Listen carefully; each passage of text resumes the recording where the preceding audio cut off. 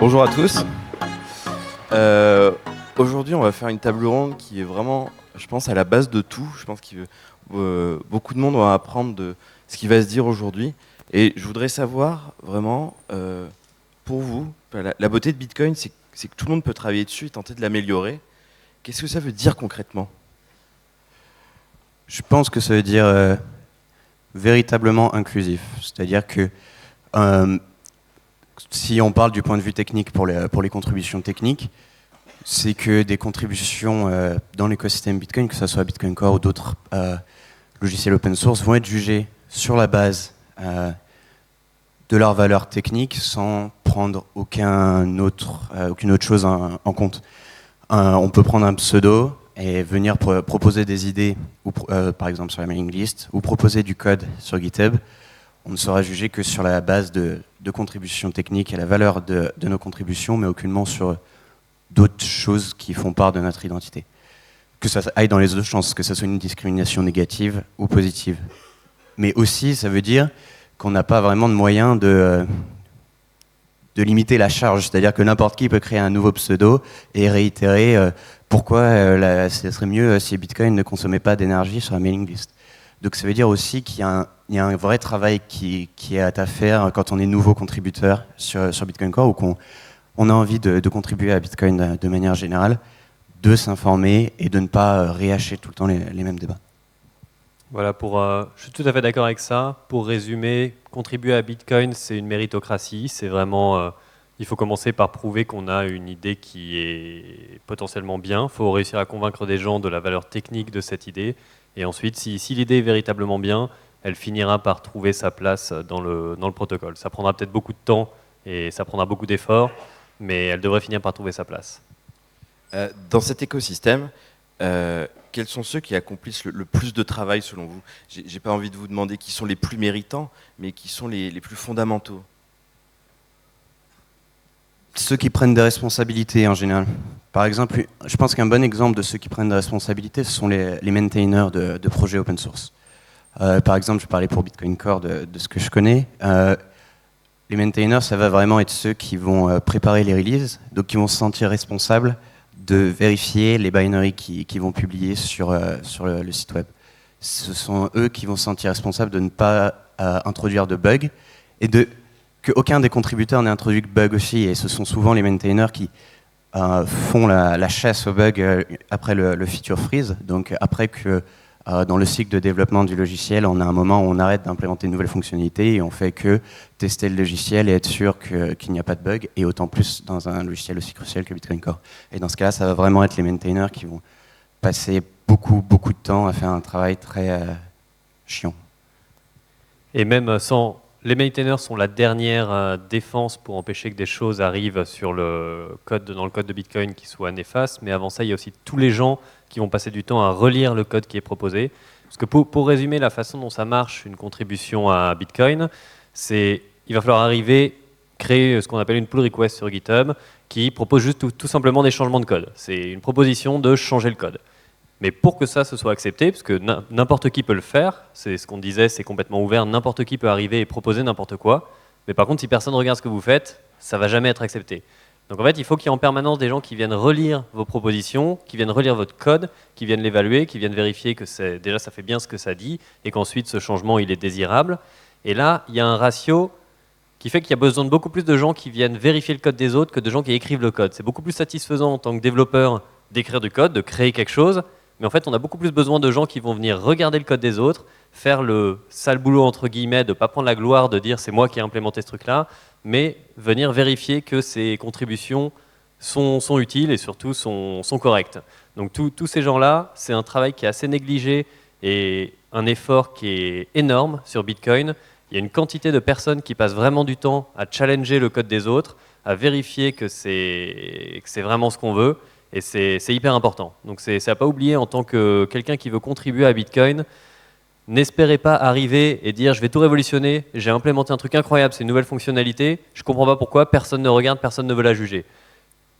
La première chose à faire, c'est de venir aider sur l'effort principal qui est de revoir le code des autres et de délester un petit peu ce qu'ils font en permanence pour qu'eux aussi puissent avoir du temps pour coder des choses pour eux.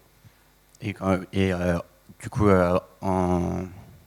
une partie de ce process de relecture, c'est aussi de résoudre les problèmes des utilisateurs, de reproduire les problèmes. Donc ça va être d'installer des machines virtuelles du système de l'utilisateur qui a eu un problème, de rebootstrap la chaîne exactement jusqu'au bon endroit. Et ils vont passer des heures à faire ça. Et donc c'est pas uniquement les maintainers, mais disons que les maintainers ont ça, plus plein d'autres trucs à gérer.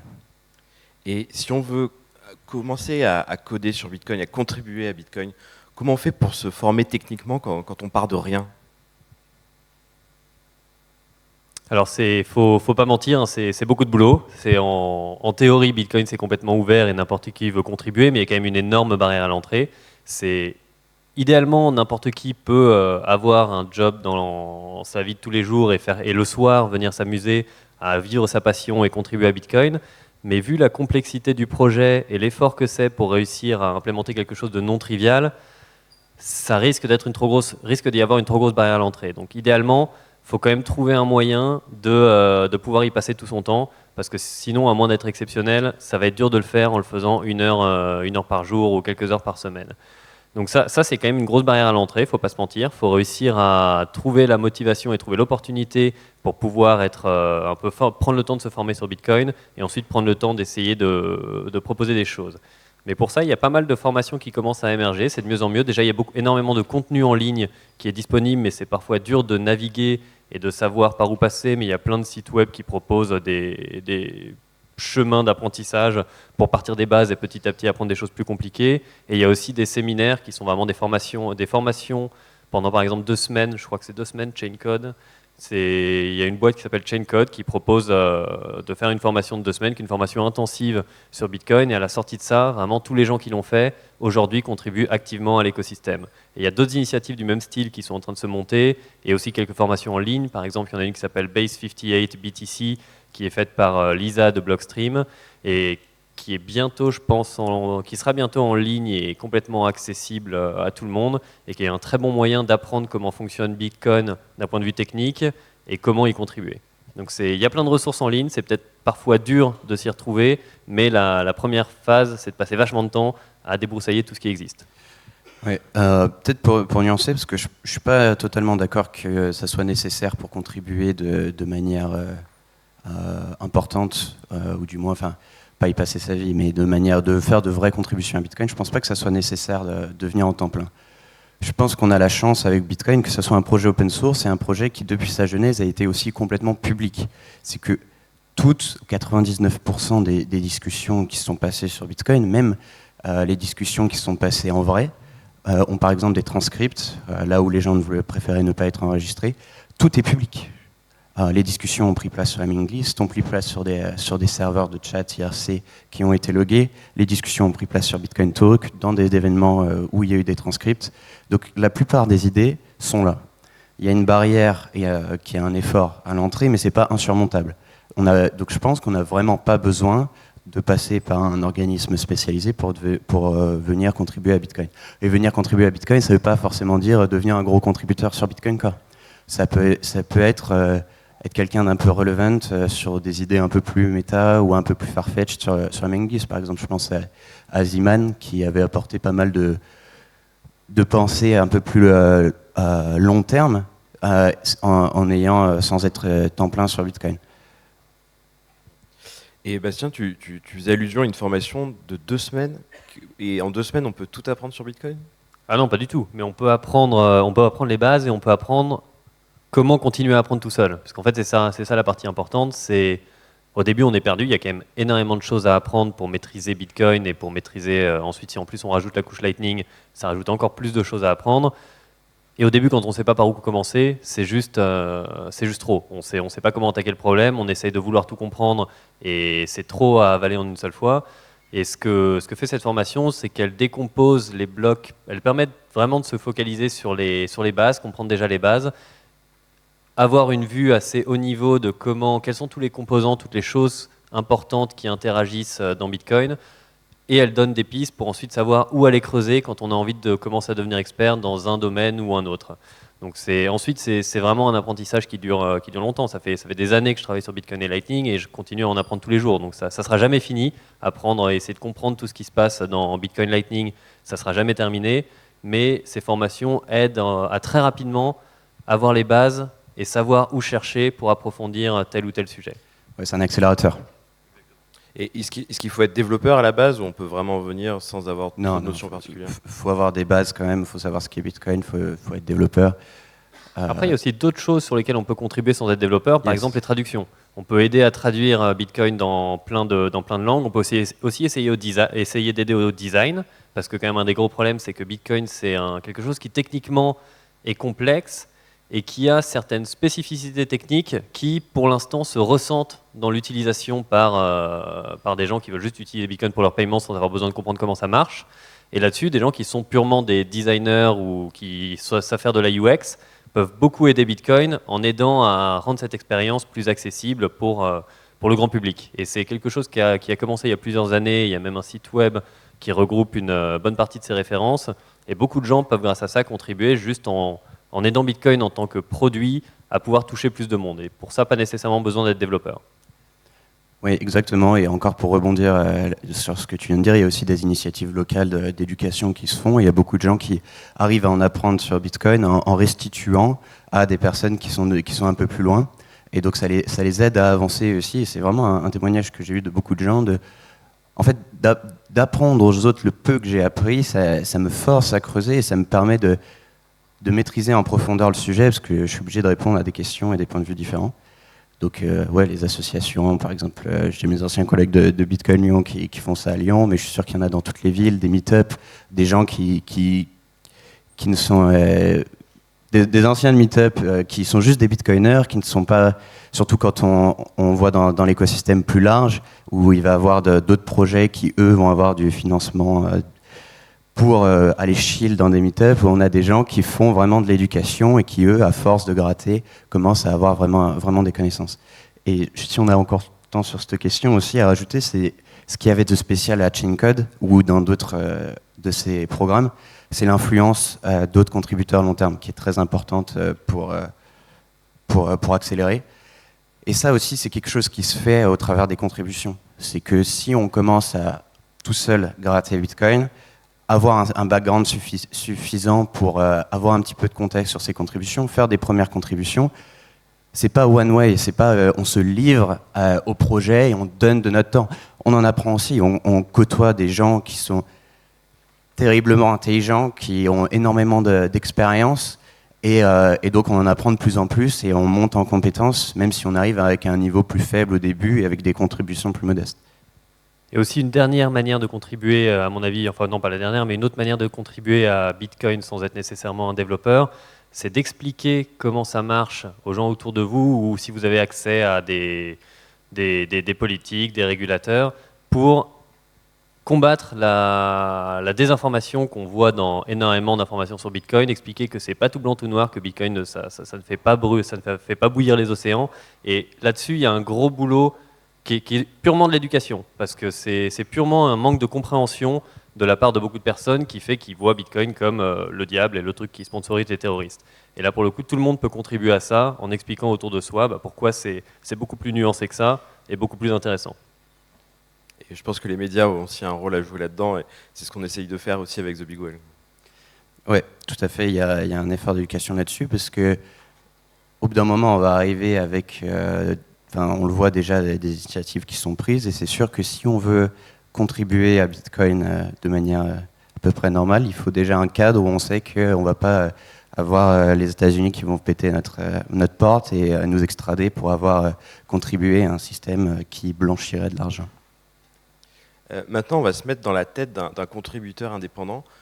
C'est quoi le processus quand on a une idée d'amélioration? Comment ça se passe exactement? C'est quoi les différentes étapes jusqu'à l'implémentation? D'un changement nécessairement du protocole ou d'un changement du code? Parce que du protocole, ça arrive quand même pas très souvent. C'est quelque chose de très complexe. Je pense qu'il y a plusieurs choses. Déjà, et surtout, comme on a pu le voir récemment d'ailleurs, il y a aussi des étapes à pas brûler. Quand on veut faire un changement du protocole, Il y a énormément de gens qui sont, et c'est en lien avec la charge sur les reviewers et la charge sur les contributeurs actuels de Bitcoin, des nouveaux venus et des nouvelles propositions.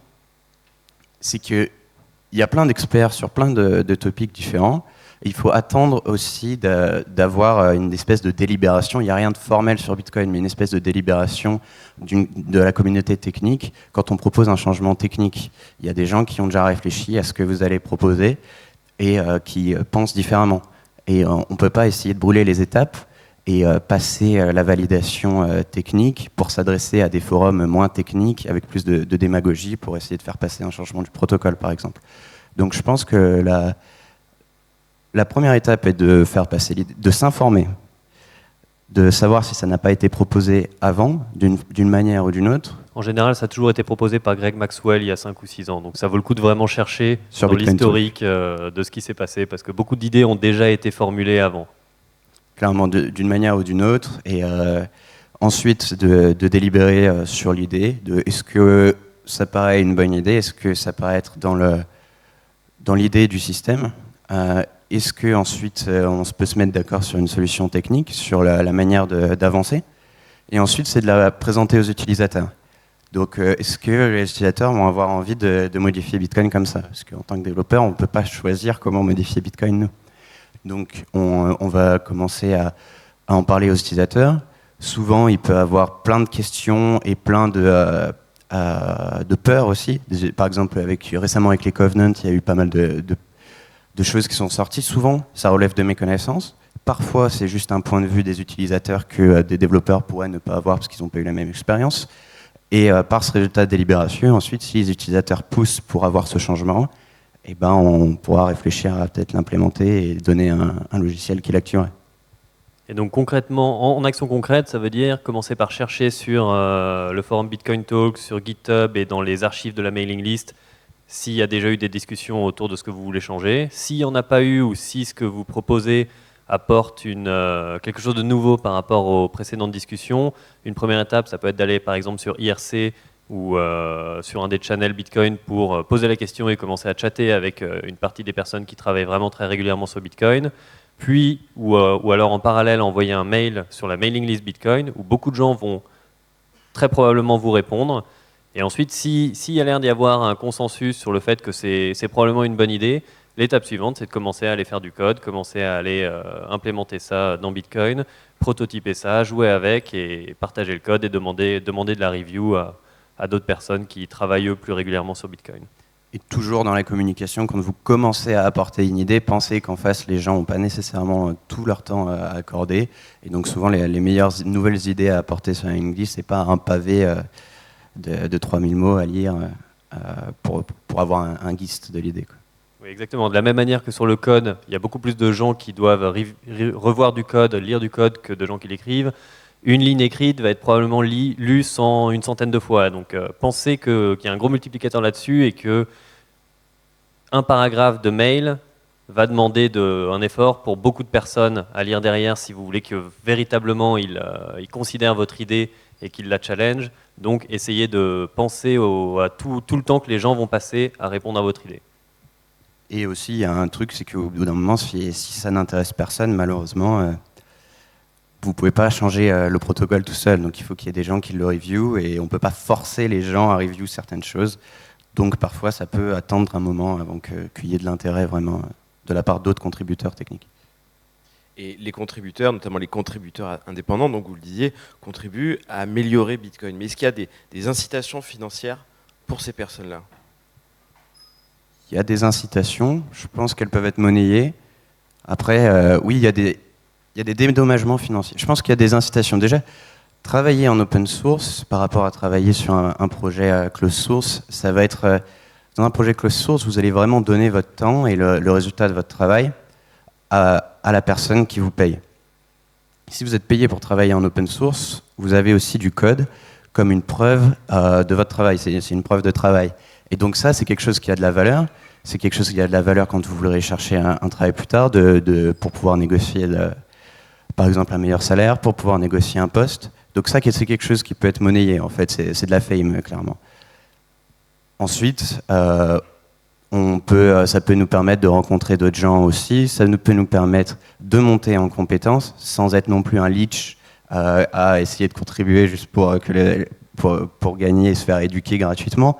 Mais ouais, ça va dans les deux sens. Donc on a gagné, je pense, à la fin financièrement. Et en plus, maintenant, pour encore plus inciter les gens à travailler à temps plein sur Bitcoin, parce qu'il faut bien manger aussi, on a des dédommagements directs sous forme de grants ou alors sous forme d'emploi de gens qui sont employés par des entreprises pour travailler sur des projets open source qui directement n'affectent pas le revenu de l'entreprise. C'est mon cas par exemple. Sur Evolt, la boîte que j'ai montée, je passe pas mal de temps à travailler sur Bitcoin Core et voilà, c'est comme ça que je me finance. Après, tu as des grants directs qui peuvent être pour des développeurs indépendants. Voilà, c'est peut-être intéressant de bien souligner comment sont répartis les développeurs, les gens qui contribuent régulièrement à Bitcoin Core. Il y en a une partie qui travaille pour des boîtes qui utilisent Bitcoin pour derrière faire un produit, comme c'est le cas d'Antoine, et donc qui ont intérêt à ce que Bitcoin fonctionne et qu'il y ait des changements qui soient faits dans Bitcoin pour simplifier leurs produits ou pour permettre à leurs produits de voir le jour. Donc c'est déjà une première manière d'être rémunéré tout en travaillant sur Bitcoin. Après, il y a d'autres boîtes qui utilisent Bitcoin, par exemple des exchanges, qui sponsorisent, qui payent des gens à temps plein pour uniquement travailler sur Bitcoin et pas du tout sur l'exchange. Une partie des contributeurs, par exemple, sont payés par ces boîtes. Il y a ensuite des boîtes dont le but, c'est uniquement de payer des gens pour travailler sur Bitcoin parce que c'est des boîtes qui ont été dans Bitcoin au tout début et qui ont un intérêt à ce que Bitcoin fonctionne en plus de la valeur éthique. Et en plus de ça, ce qui est très intéressant et très important, c'est qu'il y a beaucoup de gens qui peuvent contribuer individuellement en étant affiliés à aucune entreprise. Et ça, c'est aussi important pour Bitcoin, tout bêtement, pour que le travail soit assez décentralisé et que ça résiste à potentiellement quelques acteurs qui disparaîtraient du marché, quelques boîtes qui se feraient liquider. Il faut quand même qu'il reste des gens pour contribuer, répartis un peu partout dans le monde, avec pas la même attache financière aux mêmes entreprises ou aux mêmes entités. Et donc là-dessus, il y a des gens qui sont prêts à faire des dons pour sponsoriser du travail sur des développeurs Bitcoin Core. Et il y a d'autres boîtes qui agrègent ces dons pour ensuite les redistribuer. Donc c'est possible, en étant un individu affilié à aucune boîte, de demander, c'est vraiment comme une sorte de bourse quand on fait ses études, demander cette bourse pour pouvoir travailler pendant 6 mois ou 1 an, par exemple, sur Bitcoin, sur un projet. Et si vous êtes sélectionné, vous avez ensuite la liberté complète de travailler un petit peu comme vous voulez, tant que vous allez dans la direction que vous avez annoncée. Mais c'est quand même relativement difficile d'obtenir ces bourses si vous partez de rien, parce que si vous n'avez aucun travail précédent à montrer, ça va être dur de justifier que quelqu'un vous donne 1 an de salaire sans qu'il y ait vraiment d'attache. Donc là-dessus, il faut quand même d'abord réussir à contribuer un petit peu pour pouvoir obtenir ces bourses ensuite. Et donc, tu le disais bien, il y a des contributeurs indépendants, il y a aussi les équipes, les entreprises. Qu'est-ce que ça change? Quelle est la différence entre les deux? Et comment savoir si on est fait pour l'un ou pour l'autre? Parce que le fonctionnement est très différent. Alors là, je pense que c'est très personnel et c'est une question à vous poser. Comment est-ce que vous aimez travailler? Est-ce que vous avez besoin de travailler en équipe, de voir régulièrement des gens, de brainstormer? Est-ce que vous êtes efficace comme ça? Si vous êtes efficace comme ça, vous aurez du mal avec ce modèle où vous recevez cette bourse et vous travaillez tout seul. Parce que là-dessus, il faut vraiment réussir à se motiver tout seul, en ayant peu d'interaction avec d'autres gens, parce que vous êtes sur votre projet, vous n'avez pas d'équipe, vous n'avez pas beaucoup de structure.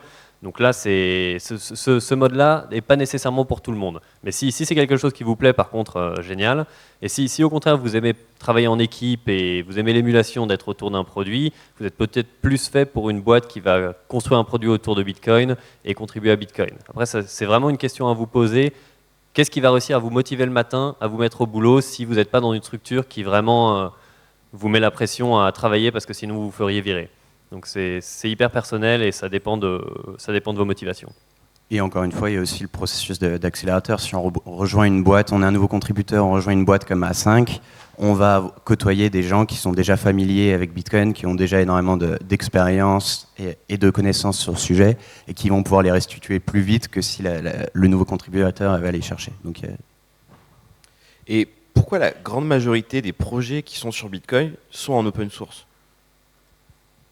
je pense que c'est la demande du marché. Je pense que c'est assez logique qu'un logiciel financier qu'on va faire tourner soi-même soit en open source, qu'on puisse le vérifier, même si c'est absolument pas le cas dans d'autres systèmes financiers. Après, ça serait aussi beaucoup plus compliqué d'avoir une attaque directement sur un logiciel closed source, par exemple sur une application bancaire, parce que le système est beaucoup plus contrôlé. Mais c'est ce qui fait la force de Bitcoin, et c'est pour ça qu'on a eu Bitcoin de base, parce qu'on ne veut pas avoir ces verrous-là. Donc, un peu la contrepartie, c'est la nécessité de savoir ce qui se passe derrière et la possibilité d'employer quelqu'un pour review le code ou d'espérer que peut-être quelqu'un review le code que vous allez faire tourner sur votre téléphone. C'est vraiment une question de confiance. C'est très dur dans l'écosystème Bitcoin de proposer un produit qui va gérer l'argent des gens et donc potentiellement l'envoyer, vous la voler, sans le donner en open source. Parce qu'il faut que d'autres gens, que votre petit groupe de développeurs, que votre boîte, puissent être capables de vérifier que votre logiciel fait bien ce qu'il annonce faire. Et un autre avantage à donner tout son code en open source, c'est que beaucoup d'autres gens vont venir regarder votre code. Une partie des gens qui vont utiliser votre code et votre produit sont assez techniques pour venir regarder ce qui se passe à l'intérieur. Et ce qui est intéressant, c'est que c'est des utilisateurs qui, parfois, vont venir contribuer à votre code. Vous n'allez pas les payer, c'est des gens complètement externes et qui vont venir fournir du travail pour votre entreprise. Donc ça, c'est un bénéfice énorme. Et c'est la meilleure manière aussi de recruter des gens. Des gens vont venir naturellement vers vous avec des contributions. Donc vous êtes capable d'évaluer leur travail et de voir si ça vous intéresse de les recruter à temps plein. Et ça c'est quelque chose qui est possible uniquement avec du code open source. Et je vais me faire un peu l'avocat du diable, mais est-ce que cette culture de l'open source chez Bitcoin, c'est pas aussi un frein à son développement économique ? Un peu dans le sens typique de l'argument pour les brevets, que ça aiderait l'innovation d'avoir une propriété intellectuelle. C'est vrai que ça reste quand même parfois, par exemple dans le secteur de l'entreprise, en connaissance de cause, c'est plus difficile de lever de l'argent quand on va dire à l'investisseur ok, tout le code qu'on va écrire, il va être en public et il pourrait être utilisé par un compétiteur. Donc ça peut être vu comme un frein de ce côté, mais Bastien avait fait un début de réponse avec la question précédente. Ça a aussi énormément d'avantages. On peut penser du coup au meilleur entretien d'embauche qui soit, c'est le mec qui vient contribuer à ton projet en open source et donc t'as pas besoin d'entretien d'embauche. En sachant que c'est un process très compliqué pour les entreprises, qu'on peut se rater, on peut dépenser énormément d'argent, on a beaucoup moins, il faut former la personne, il faut lui présenter le code. Le contributeur open source, si tu as déjà fait l'entretien d'embauche, il est déjà familier avec le code et il est déjà lancé sur son projet. Il y a des avantages de ce côté-là et il y a des avantages avec le système aussi on ne fait pas que donner, on attire et on gagne aussi à être en open source, comme on disait au début.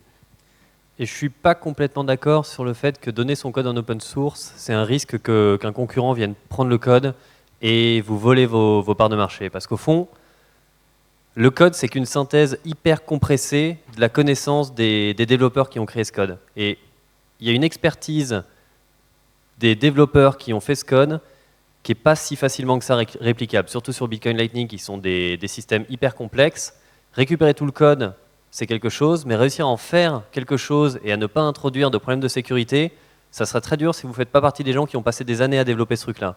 Donc en fait, même en donnant son code en open source, c'est toute l'expertise des développeurs qui l'ont développé qui a une valeur énorme et qui a, à mon avis, une valeur beaucoup plus grande que seulement le code open source. Donc ça garantit que c'est une protection quand même contre le risque que quelqu'un vienne juste dupliquer votre code et le faire ailleurs. Et c'est ce qu'on a vu avec les forks de Bitcoin. Fondamentalement, c'est des gens qui ont pris le code de Bitcoin, qui ont juste changé le nom et qui ensuite ont voulu faire des petits changements dessus différents de ce que faisait Bitcoin Core.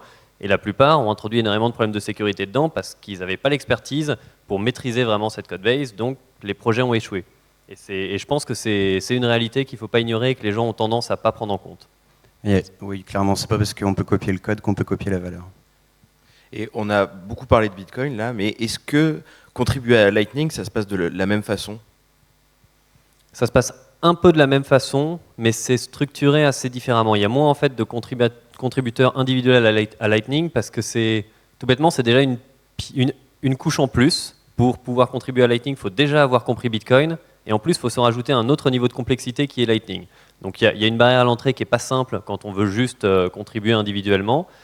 Et la structure aussi de Lightning qui est organisée autour de plusieurs équipes qui contribuent ensemble à une spécification, qui ensuite chacune développe leur logiciel, fait que c'est assez difficile d'arriver et d'être quelqu'un d'inconnu et de venir contribuer. Mais après, c'est pas du tout impossible. Il y en a qui l'ont fait, il y en a qui continuent à le faire, mais ça va être un effort supplémentaire. Mais fondamentalement, ça se passe un petit peu de la même manière, sauf que c'est divisé en plusieurs projets. Si vous voulez vraiment faire un changement sur le protocole, dans ce cas, vous allez voir la spécification et vous allez commencer à discuter dessus et proposer un changement sur la spécification.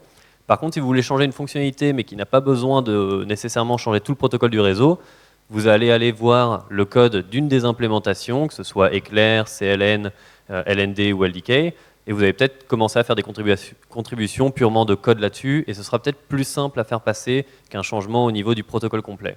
Donc ça dépend vraiment de ce que vous voulez faire, de vos besoins et de votre affinité. Par contre, c'est aussi plus simple en tant que développeur d'une certaine manière, parce que comme il y a plusieurs implémentations qui chacune sont avec des technologies différentes, avec des langages de programmation différentes, il y a des chances qu'il y en ait une qui travaille dans le langage que vous connaissez. Alors que si vous voulez contribuer à Bitcoin, c'est du C++, faut être assez bon en C++.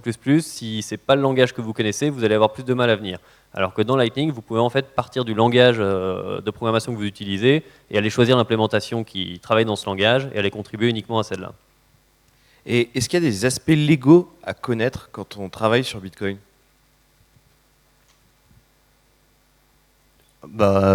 Perso, j'en connais pas beaucoup, mais peut-être du bon sens. Sachez que ça fait pas plaisir à tout le monde qu'il y ait une monnaie non censurable, qui soit libre d'être utilisée par tout le monde, enfin par tout le monde, par n'importe qui, pas par tout le monde. Pour l'instant, Bitcoin, tout le monde ne peut pas utiliser Bitcoin en même temps, par n'importe qui. Donc ouais. Oui, je pense qu'on l'a vu avec l'exemple de Tornado Cash. C'est un précédent dont j'espère que ça va se résoudre, mais c'est quelque chose à prendre en compte. Et on l'a vu aussi même dans le monde Bitcoin. Une grosse partie des développeurs Bitcoin ont été attaqués par Craig Wright qui les poursuit en justice. Et c'est quand même potentiellement quelque chose. Si vous contribuez publiquement, il y a quand même potentiellement un risque, si vous commencez à être connu, à avoir vraiment beaucoup travaillé sur le protocole, que ça attire des jaloux, ça attire des gens qui veulent faire mal à Bitcoin. Donc il y a potentiellement, faut savoir que potentiellement vous vous exposez à des risques légaux. Après, beaucoup de choses sont mises en place justement pour vous protéger. Je crois que il y a une grosse partie des grosses boîtes qui travaillent sur Bitcoin qui sont en train de mettre en place, qui ont mis en place un fonds juridique pour aider à combattre toutes ces attaques contre les développeurs. C'est quelque chose qui, j'espère, va se généraliser pour que les développeurs n'aient pas à penser à ces problèmes-là. Mais aujourd'hui, c'est une réalité que c'est peut-être quelque chose à prendre en compte en fonction de ce que vous voulez faire. Oui, et tout simplement, si vous regardez ça, par exemple, dans un pays qui n'est pas occidental ou moins porté sur les libertés individuelles que les nôtres, il y a simplement des pays où c'est interdit de le faire et vous pourriez vous faire arrêter pour le faire. Par exemple, il me semble que Bitcoin est interdit au Maroc.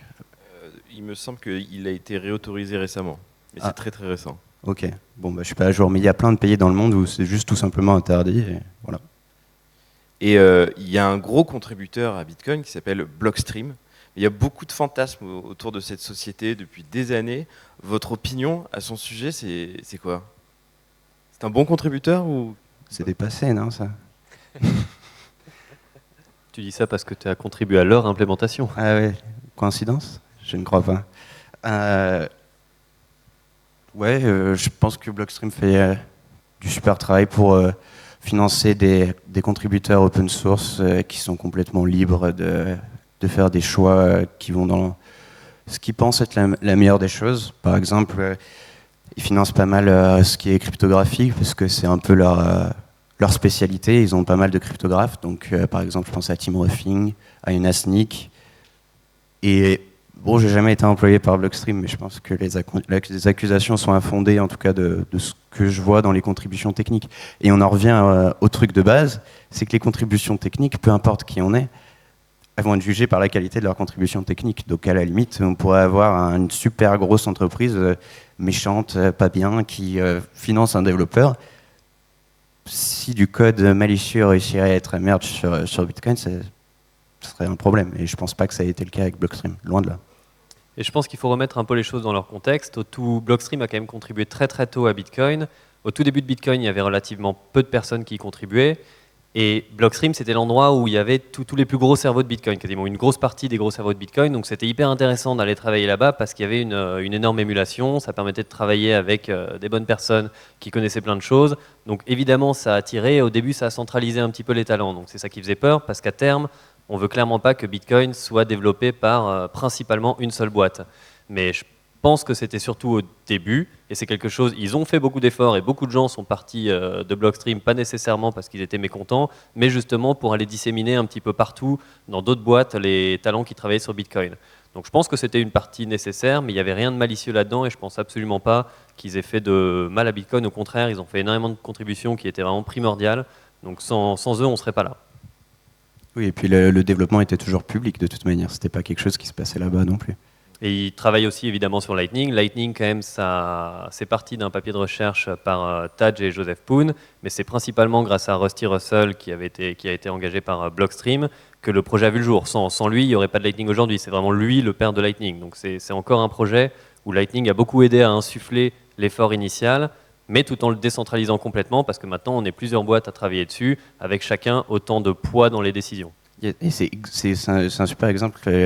Exactement, parce que Rusty est arrivé en disant écoutez, on va faire des spécifications neutres et auxquelles on va tous participer, plutôt que essayer, nous, chez Blockstream, de faire une implémentation locked-in, où, vu qu'on aurait été les premiers, les gens ils vont utiliser notre implémentation, et les autres derrière, ils vont courir derrière nous.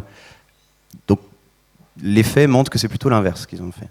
Et en tout cas, nous, tout le travail qu'on fait régulièrement, on travaille en très étroite collaboration avec Blockstream, ça se passe extrêmement bien et on est ravis qu'ils soient là pour nous aider sur Lightning.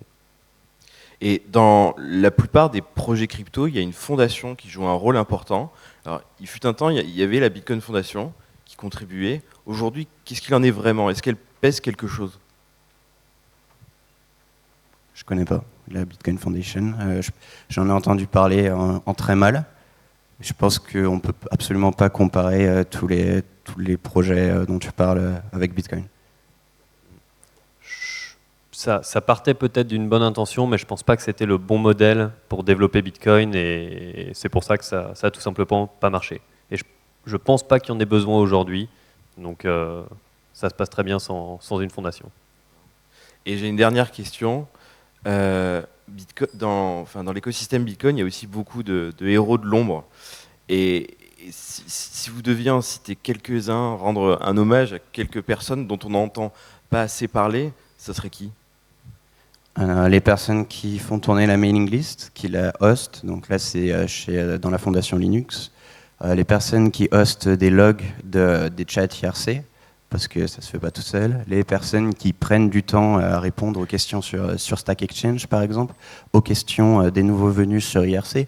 On a des gens comme Peter Velin qui passent 1 ou 2 heures par jour à répondre à des noobs de partout, avec des réponses super deep, où je pense que la personne elle peut revenir tous les ans à la question, elle aura un nouveau niveau de lecture de la réponse. On peut penser à ceux qui organisent les Bitcoin pour Request Review Club, pour essayer d'inclure des nouveaux venus à différents aspects de Bitcoin Core, et j'en oublie sûrement plein.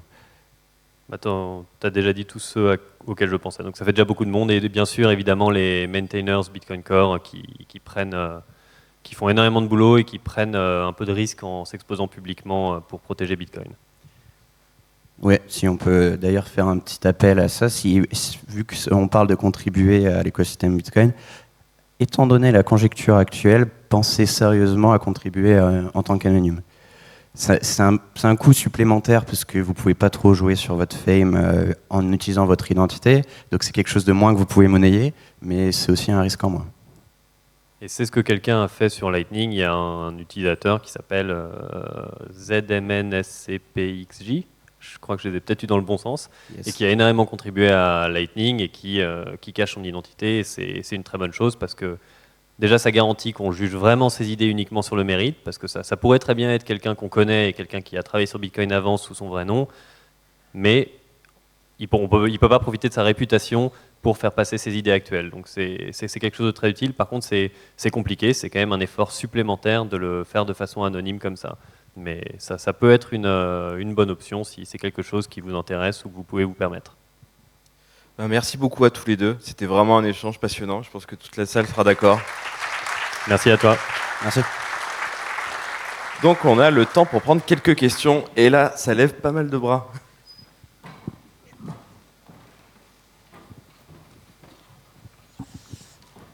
Merci. Concrètement, qu'est-ce qui manque à Lightning Network là, de se développer maintenant, enfin de se mettre en place? Mais c'est déjà en place. Depuis 2017, en tout cas notre nœud à nous sur le réseau, il tourne depuis 2017, il tourne sans interruption depuis 2017, c'est déjà en place. Après, c'est très mouvant. Quand on parle aux développeurs, on va toujours vous dire « Ah, il y a encore ça et ça qu'on voudrait rajouter, attendez un peu, ça va être mieux après ». Mais ça, je pense que c'est quelque chose qui ne va jamais se terminer. En permanence, on a des idées sur comment améliorer, mais c'est déjà très utilisable aujourd'hui. Et si vous installez n'importe lequel des implémentations, si vous voulez faire tourner un nœud ou alors un wallet sur votre téléphone, vous allez voir que ça marche très bien. Merci. Monsieur en blanc derrière qui lève la main vigoureusement. Oui, bonjour, c'est Michel. Donc, merci beaucoup pour ce partage-là. J'ai une question réglementaire. Ce n'est pas une question ni énergie ni Lightning. Sur la partie réglementation, quelle influence la réglementation en Europe, aux États-Unis, partout au monde, elle peut avoir sur la communauté des développeurs de Bitcoin et de Lightning, sans parler de l'anonymat ou pas, hein, et quelle influence, pas des régulateurs, mais des puissances qui souhaitent influencer ou faire passer des fraudes ou faire passer des faiblesses sur le réseau de Bitcoin. Comment l'écosystème se protège de ces deux choses, la réglementation et les mauvaises influences? Merci. Bonjour Michel.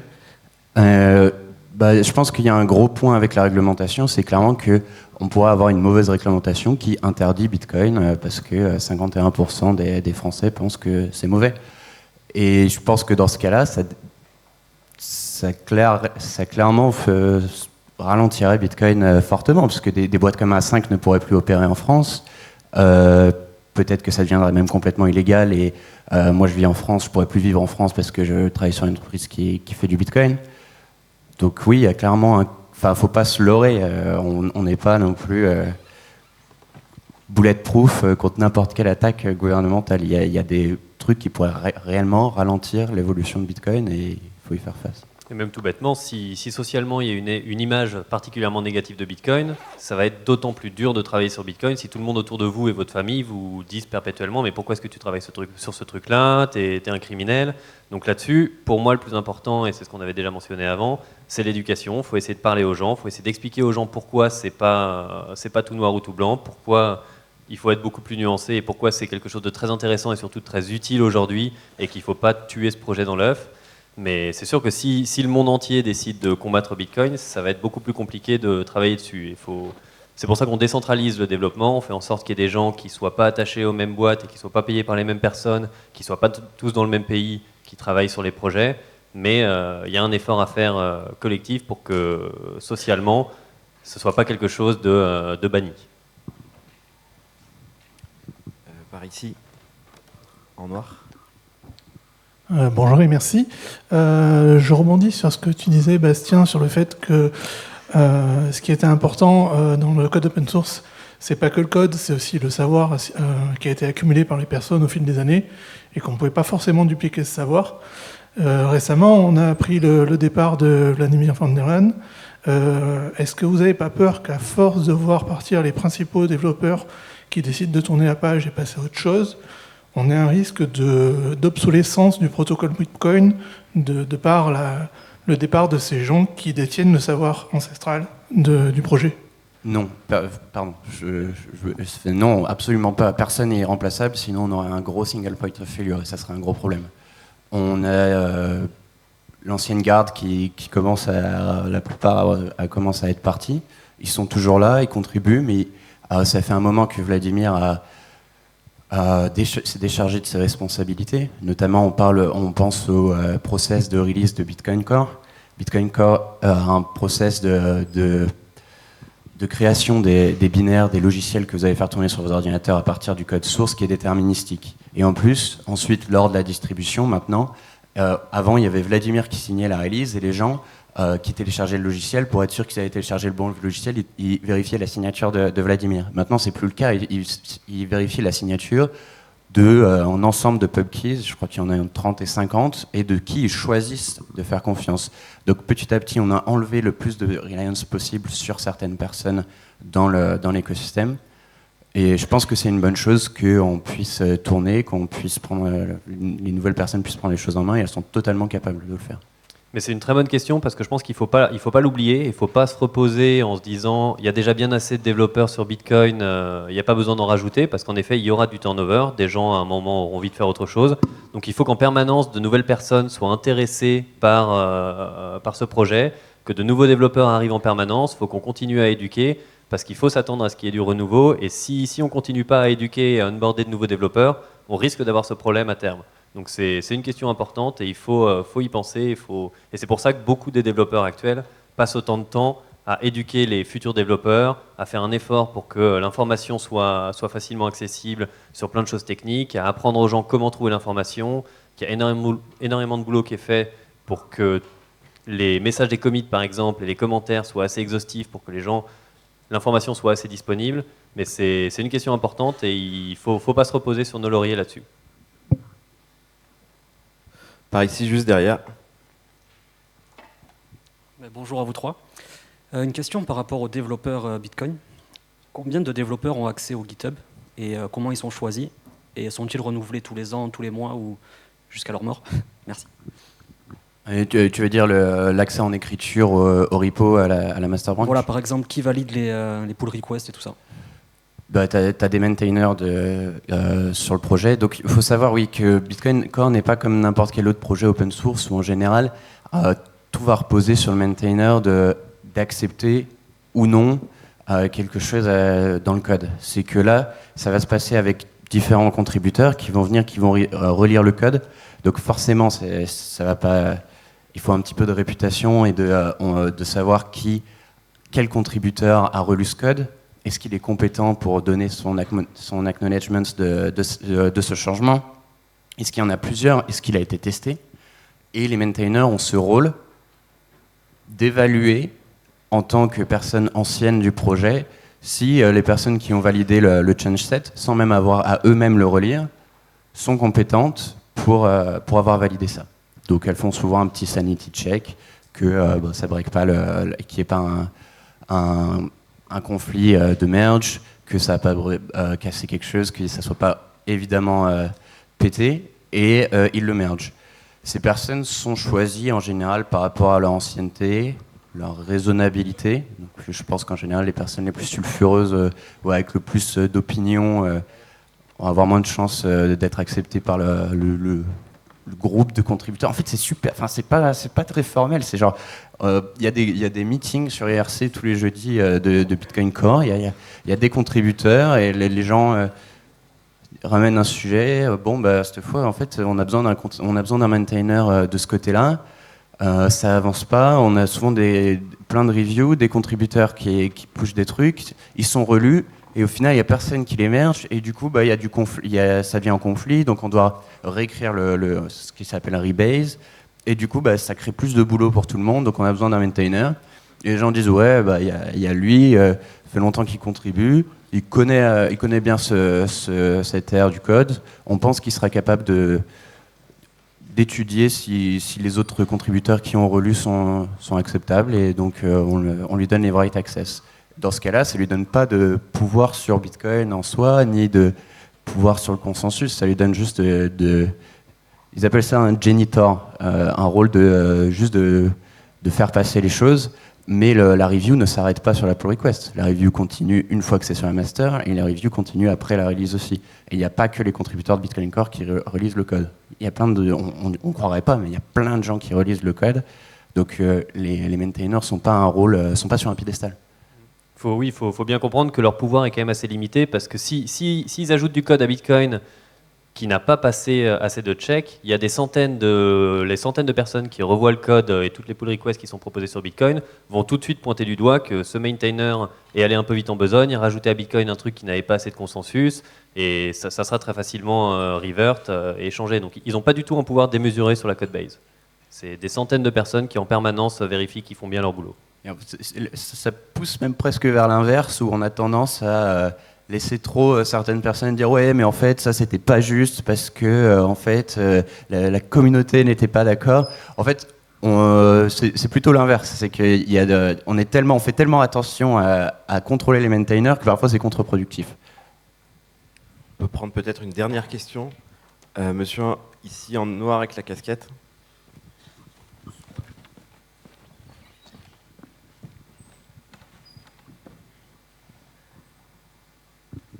Bonjour. Que se passerait-il si justement le GitHub de Bitcoin était fermé, un peu comme ce qui s'est passé sur Tornado Cash?